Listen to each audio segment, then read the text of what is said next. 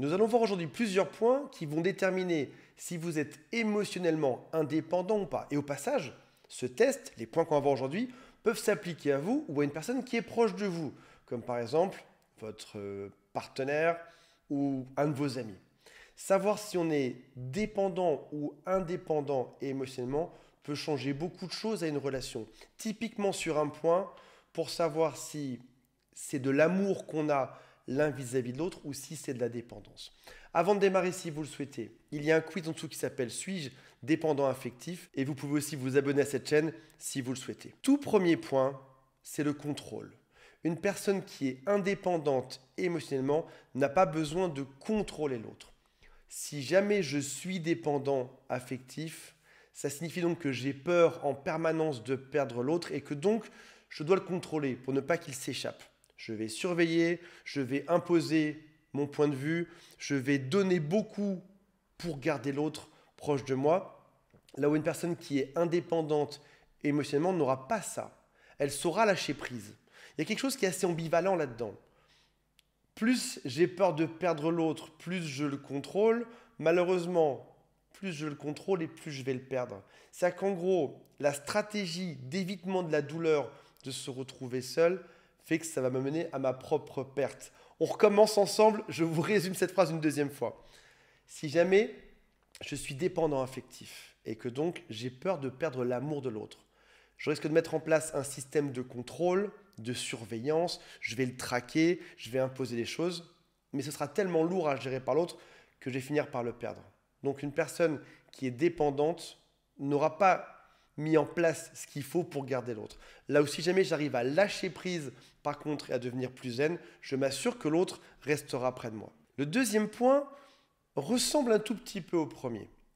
Si j'ai peur de perdre l'autre, je peux le contrôler, mais bizarrement, je peux aussi être agressif vis-à-vis de l'autre. Comme typiquement, je peux tenter de limiter l'autonomie de l'autre. Je l'empêche de sortir, je lui fais des drames pour que toutes ses pensées soient juste sur moi, qu'il ne voit personne d'autre et qu'il ne pense qu'à moi. Je peux aussi tester ses réactions. Si jamais j'ai peur qu'il parte, je peux créer une guerre, je peux créer une dispute, juste pour voir si malgré cette dispute, il restera bien près de moi. Il sera bien fidèle à moi, quoi qu'il se passe. Comme dans l'exemple numéro 1, j'ai peur de perdre l'autre, je vais mettre en place une stratégie d'évitement de la douleur qui ne sera pas la bonne. Je vais être agressif, je vais créer des drames, je vais limiter son autonomie. Peut-être même aussi que je peux le rabaisser, le critiquer en pensant que ça va le garder près de moi, mais ça fera l'effet inverse. Ça fera fuir cette personne. Une personne qui est autonome ou indépendante émotionnellement n'a pas besoin d'être dans le contrôle ni dans l'agressivité. Elle a suffisamment confiance en elle pour ne pas avoir à mettre en place ce genre de mécanisme qui en plus le conduira à sa perte. On serait même sur ce qui s'appelle une prophétie autoréalisatrice. Je finis toujours par me faire quitter. Même quand je contrôle, on me quitte. Même quand je surveille, on me quitte. Quand je teste l'autre, il me quitte. Sauf qu'en fait, c'est un mauvais lien de cause à effet. C'est pas que tout le monde me quitte, c'est que mon comportement fait que l'autre va me quitter et donc que ça va venir renforcer ma propre croyance interne. Une personne qui est indépendante émotionnellement n'a pas besoin de demander sa valeur aux autres en permanence. Elle n'a pas toujours besoin d'avoir la validation des autres. Elle connaît sa propre valeur. Et au passage, si on réfléchit au sens que ça a, pourquoi est-ce que je devrais demander aux autres ma valeur? En quoi est-ce que la vie d'un tel ou de lui ou d'elle signifierait que je suis une personne bien ou pas bien? Notre vraie valeur vient de l'opinion qu'on se fait nous-mêmes, notre propre personne. Des questions comme est-ce que je suis bien? Est-ce que je fais bien? Est-ce que je cuisine bien? Est-ce que tu es fier de moi? Regarde ce que j'ai fait aujourd'hui, encourage-moi. En l'occurrence, je prends la posture de l'enfant, viens me valider et me dire que ce que j'ai fait est bien. Là où une posture d'adulte, c'est quoi que je fasse, je fais ce dont j'ai envie. Et ça m'ira très bien comme ça. Notre type de validation, c'est est-ce que tu m'aimes en permanence? Est-ce que tu m'aimes? Est-ce que tu m'aimes? Est-ce que tu m'aimes? Est-ce que tu me trouves chouette? Est-ce que tu me trouves attirant? C'est une personne qui manque de confiance en elle qui demande ça. Une personne qui est indépendante émotionnellement ne prend pas mal un reproche. Quand on connaît sa propre valeur, quand on sait ce qu'on vaut, si on nous critique, ça ne change rien. Qu'importe, tu me critiques, tu ne penses pas comme moi, c'est bien, c'est pas bien, qu'importe, c'est pas très important en réalité. Alors qu'une personne qui manque de confiance en elle, une personne qui pense que sa valeur est faible, si jamais on lui fait une critique, Si ta confiance en toi est déjà à zéro et qu'on te fait une critique, tu passes en dessous de zéro, tu passes dans le négatif et ce serait l'écroulement de ta propre personnalité.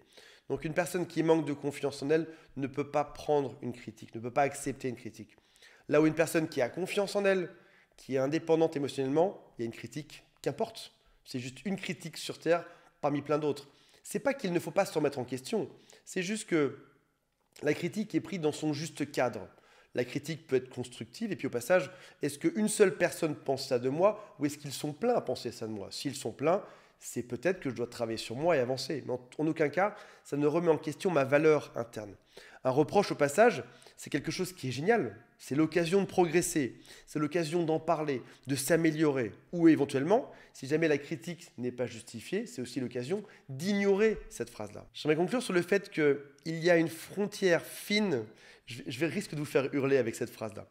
Il y a une frontière fine entre être indépendant émotionnellement et être un idiot. Parce que finalement, si on relisait tout ce que je viens de vous dire, personne qui serait bête n'en aurait rien à faire de rien, ne se mettrait pas en question, n'écouterait rien. Elle serait complètement détachée du reste du monde.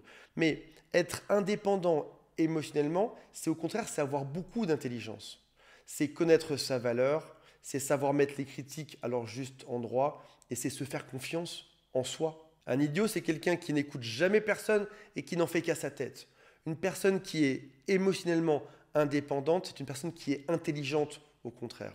Elle sait écouter tout ce qu'on lui dit, elle sait aussi mettre dans son contexte ou dans son cadre ou à la bonne distance les critiques pour savoir à quel point elle doit progresser ou sur quel point elle n'a pas besoin de progresser.